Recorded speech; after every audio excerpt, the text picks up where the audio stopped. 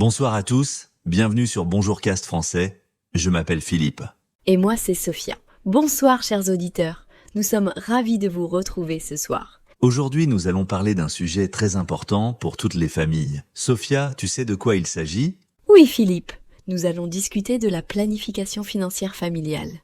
C'est un sujet qui concerne tout le monde, n'est-ce que pas ? Absolument. Alors, chers auditeurs, est-ce que vous planifiez vos finances en famille ? Laissez-nous un commentaire pour partager votre expérience. Excellente idée. Bon, Philippe, je dois t'avouer quelque chose. La semaine dernière, j'ai regardé notre compte bancaire et j'ai eu un petit choc. Ah bon ?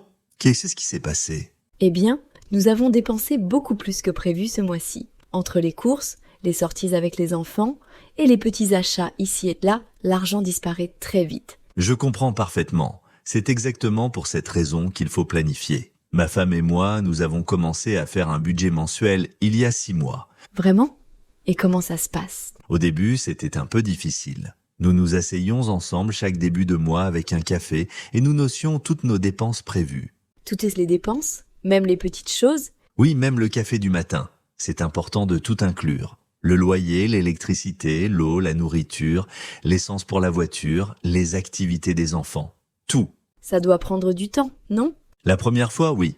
Mais maintenant, ça nous prend seulement 30 minutes. Et tu sais quoi ? Nous économisons beaucoup plus d'argent maintenant. C'est impressionnant. Mais dis-moi, Philippe, comment tu fais quand il y a des dépenses imprévues ? Par exemple, la semaine dernière, notre machine à laver est tombée en panne. Ah, les imprévus. C'est exactement pour ça qu'il faut avoir un fonds d'urgence. Chers auditeurs, est-ce que vous avez un fonds d'urgence ? C'est une question pour vous. Un fonds d'urgence ? Explique-moi ça, s'il te plaît. C'est simple. Chaque mois, nous mettons de côté un petit montant d'argent. Ce n'est pas beaucoup, peut-être 50 ou 100 euros. Cet argent est uniquement pour les urgences. Comme une machine à laver cassée ou une réparation de voiture ? Exactement. Ou une visite chez le dentiste, ou n'importe quelle surprise. Comme ça, quand quelque chose arrive, nous ne sommes pas stressés. L'argent est déjà là. C'est une excellente idée, mais Philippe, beaucoup de gens pensent qu'ils n'ont pas assez d'argent pour économiser. Comment tu réponds à ça ? Je comprends cette préoccupation, mais même 10 euros par mois, c'est déjà un début. L'important, c'est de commencer, même petit. Tu as raison. Alors, parlons des différentes catégories de dépenses. Chez moi, je divise tout en 3 groupes. Les dépenses essentielles, les dépenses importantes et les dépenses plaisir. Ah, j'aime cette méthode. Peux-tu nous expliquer chaque catégorie ? Bien sûr, les dépenses essentielles, ce sont les choses dont nous avons absolument besoin. Le logement, la nourriture, les vêtements basiques, les factures d'eau et d'électricité. Ces dépenses, nous ne pouvons pas les éviter. Exactement. Ensuite, les dépenses importantes. Ce sont les choses qui améliorent notre vie mais qui ne sont pas vitales. Par exemple, Internet, le téléphone portable, les cours de musique pour les enfants. D'accord, je vois. Et les dépenses plaisir ? Ce sont les petites luxes. Aller au restaurant, acheter un nouveau livre, prendre un café avec des amis, aller au cinéma. Ces choses nous rendent heureux, mais nous pouvons vivre sans elles. C'est une très bonne organisation, Sophia. Et comment tu décides combien dépenser dans chaque catégorie ? J'essaie de suivre une règle simple. 50% pour les essentiels, 30% pour les importantes et 20% pour le plaisir et l'épargne. Chers auditeurs, quelle catégorie représente la plus grande partie de votre budget ? Les essentiels, les importantes ou le plaisir ? Dites-le nous dans les commentaires, c'est mi-temps. Bonne question pour nos auditeurs. Philippe, parlons maintenant des enfants. Comment impliquer les enfants dans la planification financière ? Ah, excellente question. Mes enfants ont 9 et 12 ans. Nous avons commencé à leur parler d'argent il y a 2 ans. Et comment ils ont réagi ? Au début, ils ne comprenaient pas vraiment. Mais nous avons utilisé des exemples concrets. Par exemple, quand mon fils voulait un nouveau jeu vidéo, nous lui avons expliqué combien il coûtait. Et ensuite ? Nous lui avons montré combien de temps papa doit travailler pour gagner cet argent. Nous lui avons dit que ce jeu représente environ 5 heures de travail. Ah, intéressant. Ça met les choses en perspective.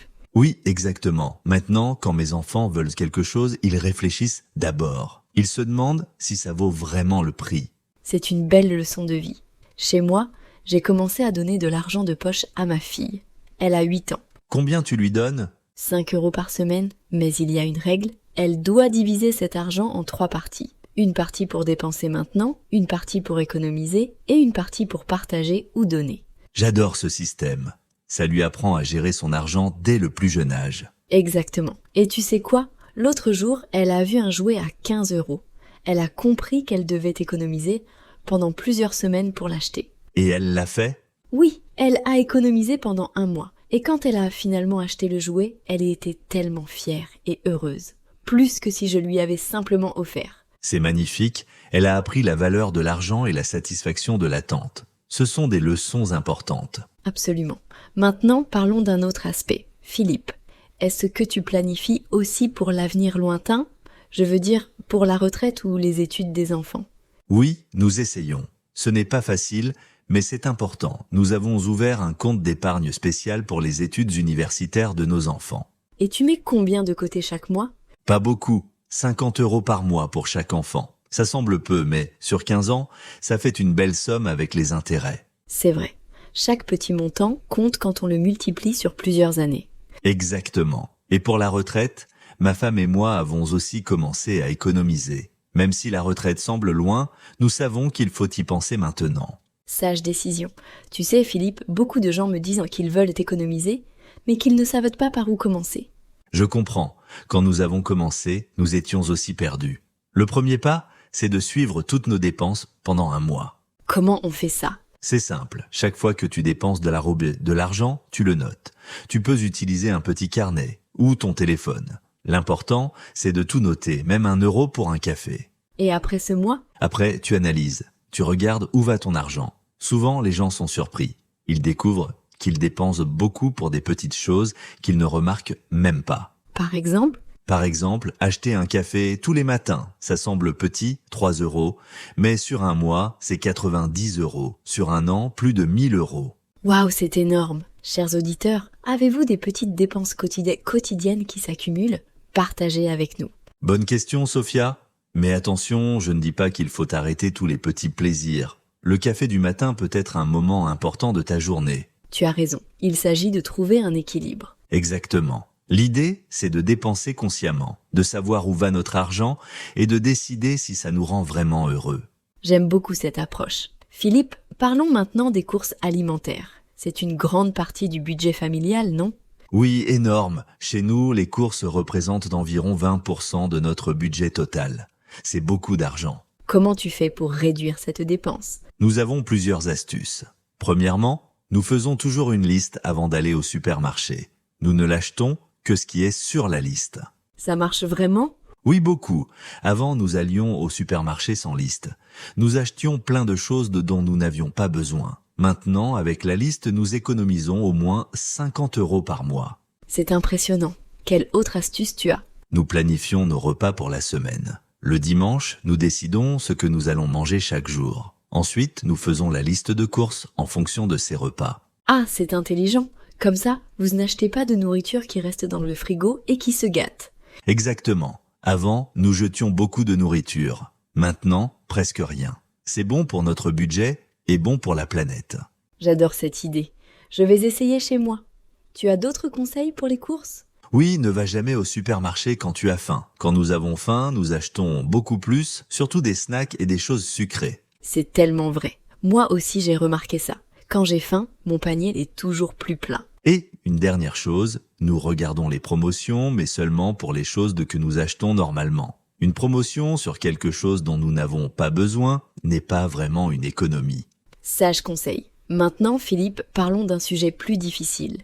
Comment gérer l'argent quand les deux partenaires ont des habitudes différentes? Ah, excellent point. Ma femme et moi sommes très différents. Elle aime économiser, moi j'aime dépenser un peu plus.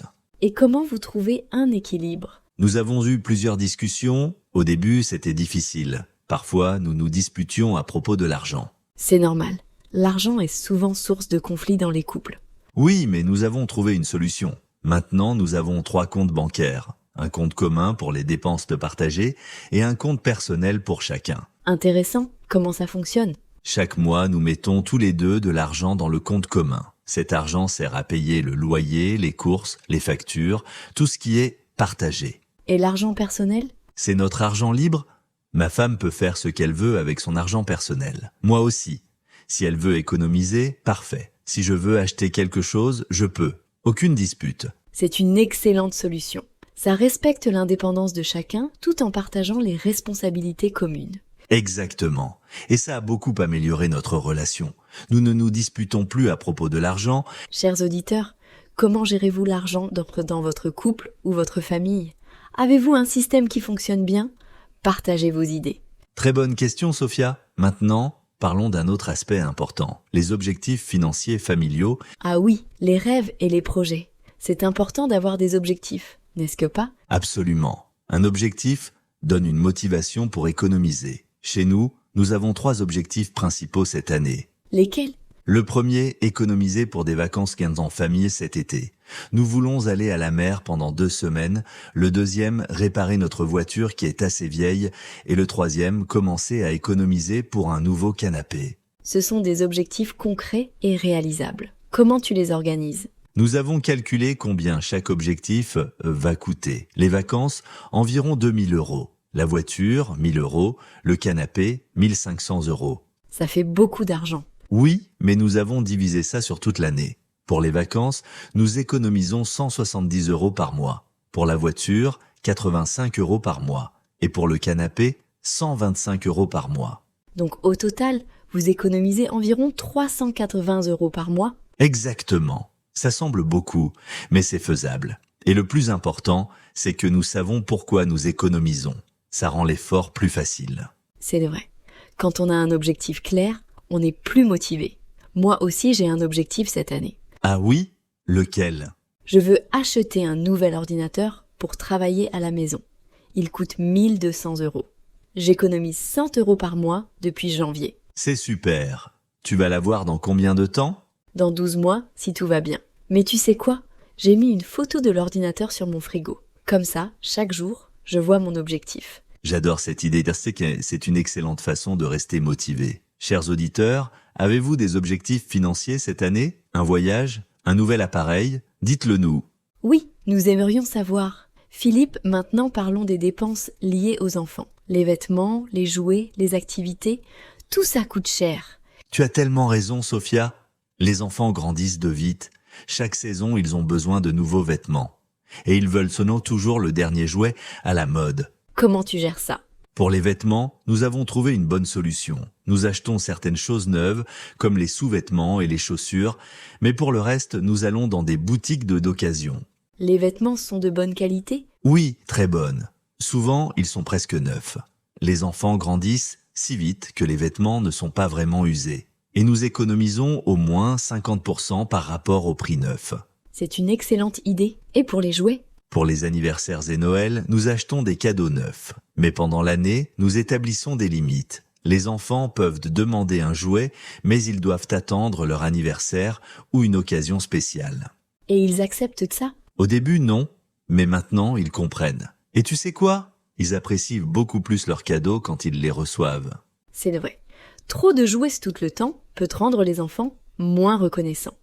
Et les activités extrascolaires, le sport, la musique? Ah, c'est un gros budget. Mon fils fait du football, ma fille prend des cours de danse. Ensemble, ça coûte environ 150 € par mois. Comment tu justifies cette dépense? Pour moi, c'est un investissement dans leur développement. Le sport et les activités artistiques sont importants pour les enfants. Mais nous avons aussi fixé une limite. Chaque enfant peut faire une seule activité. Une seule?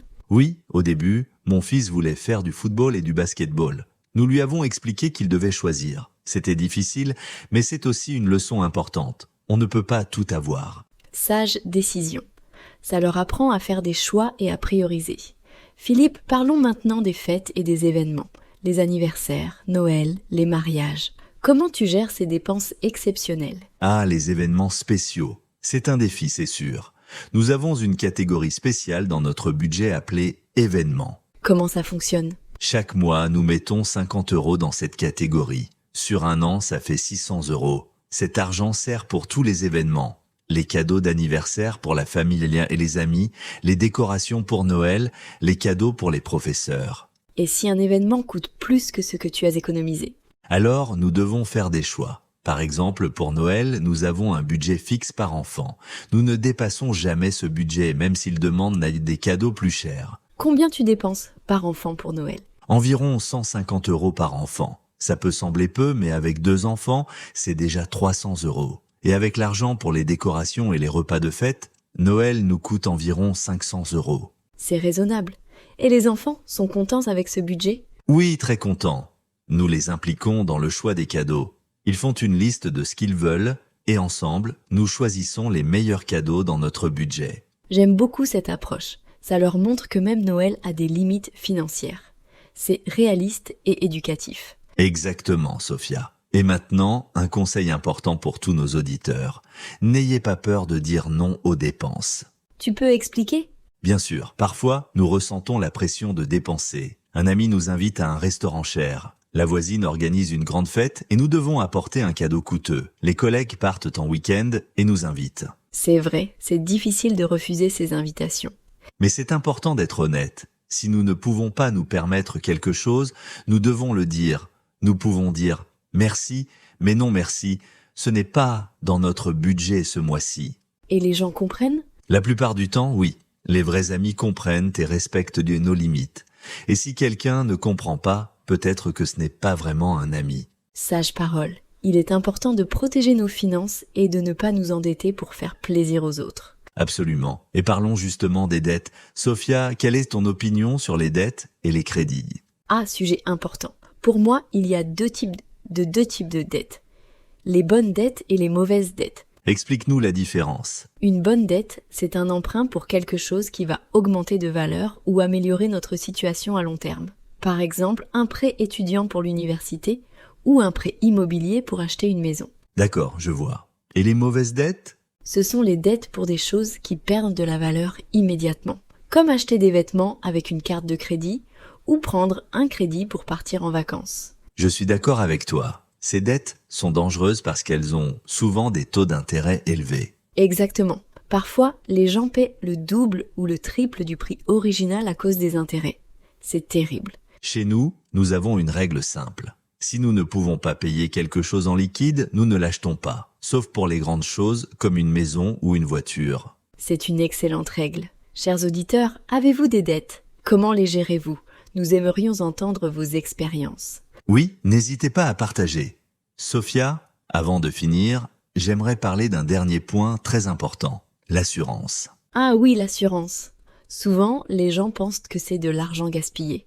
C'est vrai, mais l'assurance peut nous sauver financièrement en cas de problème. Nous avons plusieurs assurances. L'assurance habitation, l'assurance voiture et une assurance santé complémentaire. Combien tu payes pour toutes ces assurances? Environ 200 € par mois au total. Ça semble beaucoup, mais c'est une protection essentielle. L'année dernière, mon fils est tombé et s'est cassé le bras. L'assurance santé a payé la majorité des frais médicaux. Sans l'assurance, combien aurais-tu payé? Probablement plus de 1000 €. Donc oui, l'assurance vaut vraiment la peine. C'est une dépense essentielle dans notre budget. Je suis d'accord. L'assurance, c'est comme un parapluie. On espère ne jamais en avoir besoin, mais on est content de l'avoir quand il pleut. Parfaite analogie, Sophia. Bon, nous arrivons à la fin de notre épisode. Récapitulons les points principaux pour nos auditeurs. Oui, excellente idée. Premièrement, faites un budget mensuel et suivez vos dépenses. Deuxièmement, créez un fonds d'urgence, même avec de petits montants. Troisièmement, divisez vos dépenses en catégories essentielles, importantes et plaisir. Quatrièmement, impliquez vos enfants dans la planification financière. Donnez-leur de l'argent de poche et enseignez-leur à gérer. Cinquièmement, planifiez vos repas et faites une liste avant d'aller au supermarché. Sixièmement, fixez des objectifs financiers clairs et motivants. Septièmement, n'ayez pas peur de dire non aux dépenses qui ne sont pas dans votre budget. Et huitièmement, protégez-vous avec les bonnes assurances. Voilà, si vous suivez ces conseils, vous allez améliorer votre situation financière familiale. Absolument, Sophia. Et rappelez-vous, chers auditeurs, la planification financière n'est pas une punition. C'est un outil de liberté. Exactement. Quand nous contrôlons notre argent, nous avons moins de stress et plus de paix dans notre vie. Nous espérons que cet épisode vous a été utile. Si vous avez des questions ou des commentaires, laissez-nous un message. Nous adorons lire vos retours. Oui, vos commentaires nous aident à créer de meilleurs épisodes. Et si vous avez appris quelque chose aujourd'hui, partagez cet épisode avec vos amis et votre famille. La planification financière est importante pour tout le monde. Plus nous partageons ces connaissances, mieux c'est pour toute la communauté. Bien dit, Philippe. Alors, chers auditeurs, quelle est la première chose que vous allez changer dans votre gestion financière après avoir écouté cet épisode? Oui, dites-nous dans les commentaires. Allez-vous créer un budget, commencer un fonds d'urgence, impliquer vos enfants? Nous sommes curieux de savoir. Et n'oubliez pas, chaque petit pas compte. Vous n'avez pas besoin de tout changer du jour au lendemain. Commencez petit et progressez graduellement. Exactement. La constance est plus importante que la perfection. Même 10 € économisés par mois, c'est un excellent début. Voilà, nous arrivons vraiment à la fin maintenant. Merci à tous nos fidèles auditeurs de Bonjour Casse Français. Merci d'avoir écouté notre épisode sur la planification financière familiale. Nous espérons vous retrouver très bientôt pour un nouvel épisode. En attendant, prenez soin de vous et de vos finances. Bonne soirée à tous. Bonne soirée et à bientôt sur Bonjour Cast Français.